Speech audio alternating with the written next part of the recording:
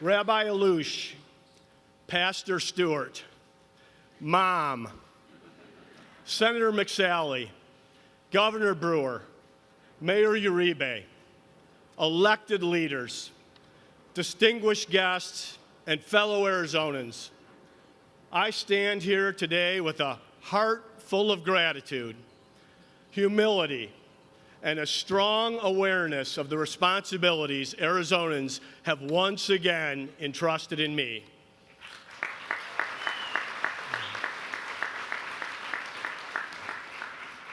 Over the last 4 years, I've seen greatness all over Arizona, most notably in the heroes in our state troopers, our first responders, the men and women of our armed forces, including members of the Arizona National Guard.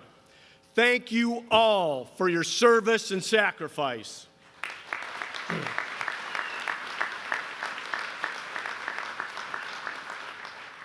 Four years ago, when I stood before you, our leaders had navigated us through the most challenging economic downturn of our lifetime.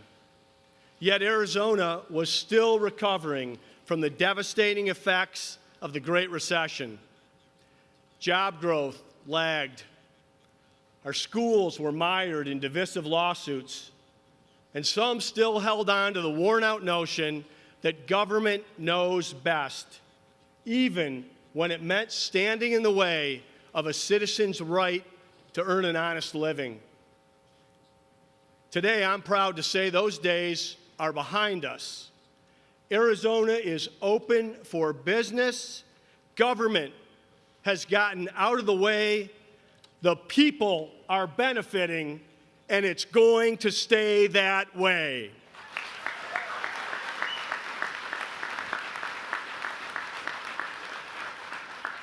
Now comes the work ahead.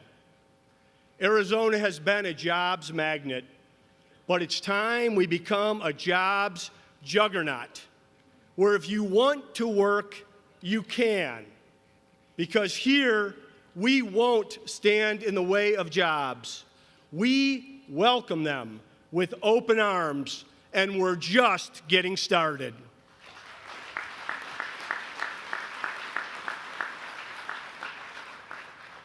Look at any of the really big things we were able to accomplish these last 4 years, and I'm proud to say we did it together.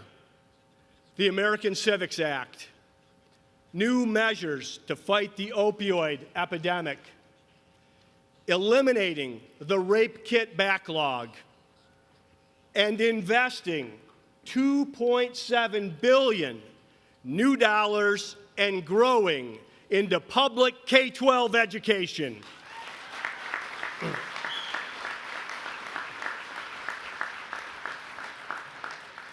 Today, I recommit to be a governor for all the people.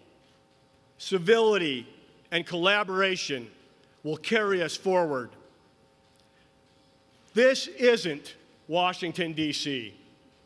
Here, we know each other. Name-calling and game-playing don't work. Good faith and goodwill do.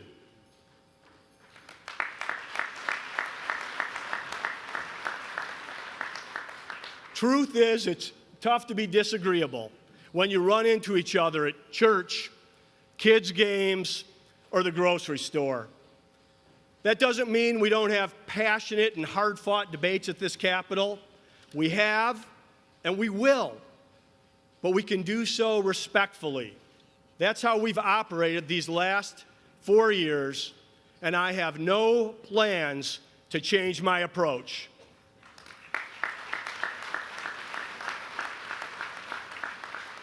If we start from the premise that everyone who shows up to work here each day truly cares and has the best intentions for the people we represent, so much is possible.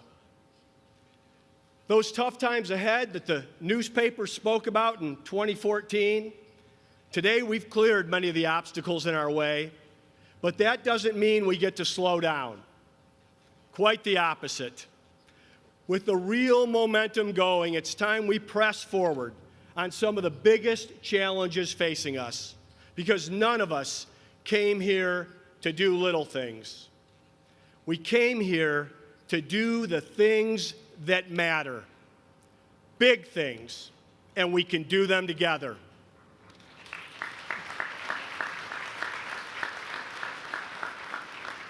Bringing more qualified teachers into the classroom and equipping every student with the know-how needed to succeed after graduation.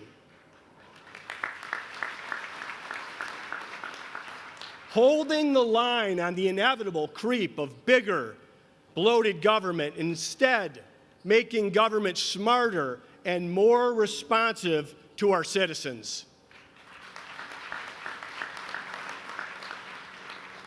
Protecting public safety while finding ways to reverse the trend of far too many young men ending up behind bars.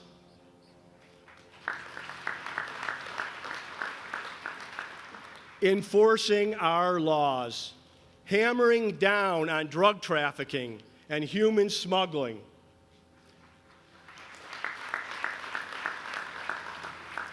Recognizing the value of every American citizen, no matter where they came from.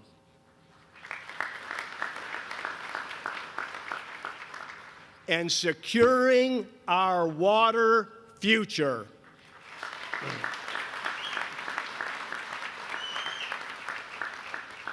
Our duty is to leave this state in far better shape than we found it, and we are well on our way. These are the tasks before us, and if there's any question of how Arizonans expect us to solve these problems, I'd say, look around. Taking the oath with me today are Republicans and Democrats, all hired by the same electorate.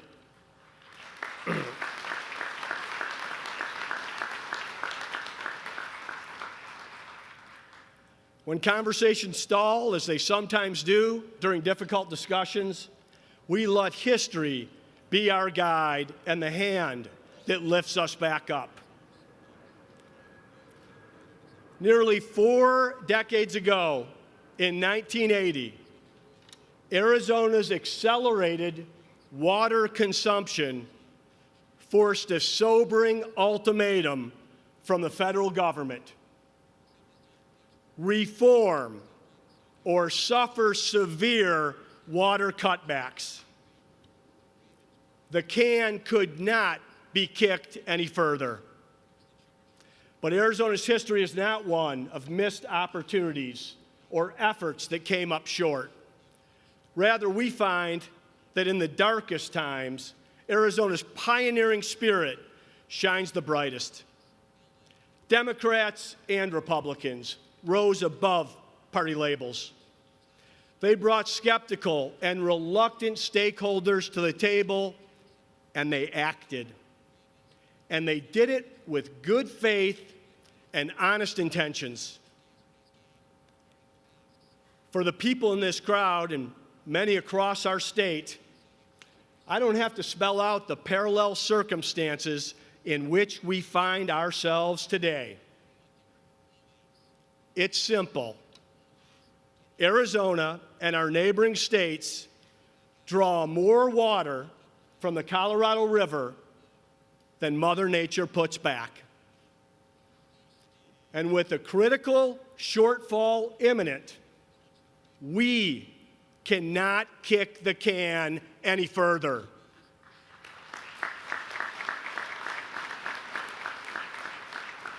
It's going to mean rising above self-interest and doing the right thing. It means taking the action our past and future generations demand.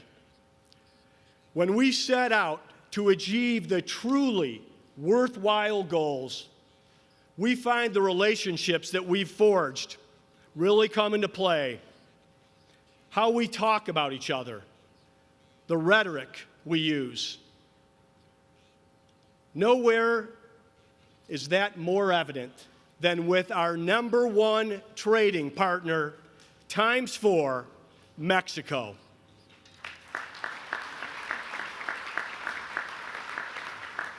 Over the last 4 years, we've worked hard to build a relationship that's founded on trust and mutual respect.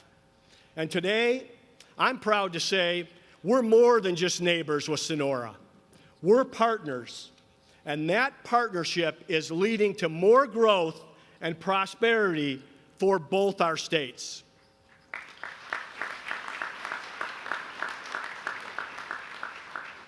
It's my honor, and please join me in welcoming my friend, Governor of Sonora, Mexico, Claudia Pavlovich.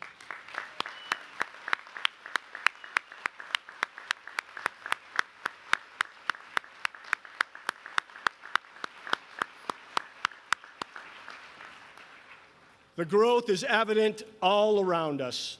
Every day, more people are moving here. More jobs are being created, giving us the ability to invest in the areas that matter most, like our public schools and students. In fact, 4 years ago, we were broke. Today, it's not by accident. I stand before you with the largest projected budget surplus in a decade.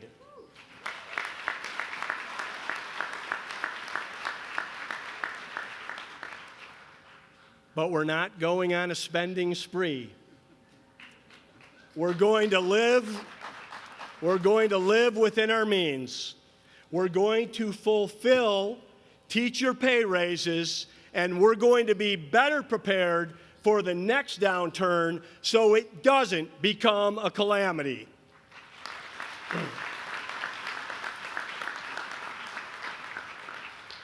Whatever limited new spending we do will be smart and targeted and aimed at helping the people who need it most so they can access the abundant opportunity that is Arizona.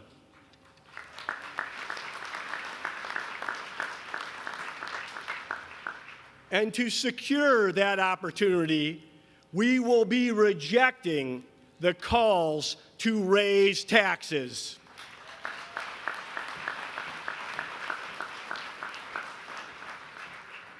Today, we stand on the shoulders of giants with the wind at our back and incredible promise ahead.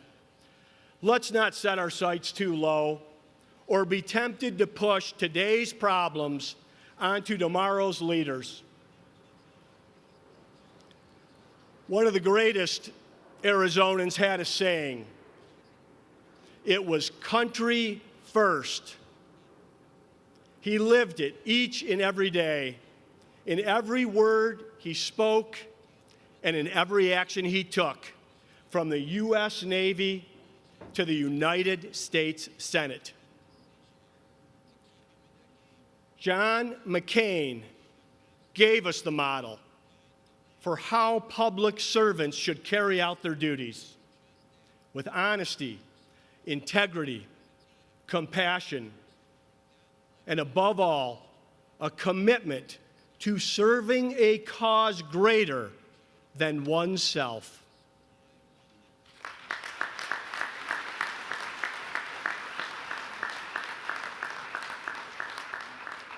It's why thousands of Arizonans lined up just a few months ago, right in this spot, to pay their respects and say goodbye. Let's work in the mold he created to make the Arizona he would be proud of. Let's look to those who have come before us and served in this same spirit. Those with names like Hayden, Udall, Goldwater, Castro, Pastor, Mofford, O'Connor, Giffords, Kyle, and yes, John McCain.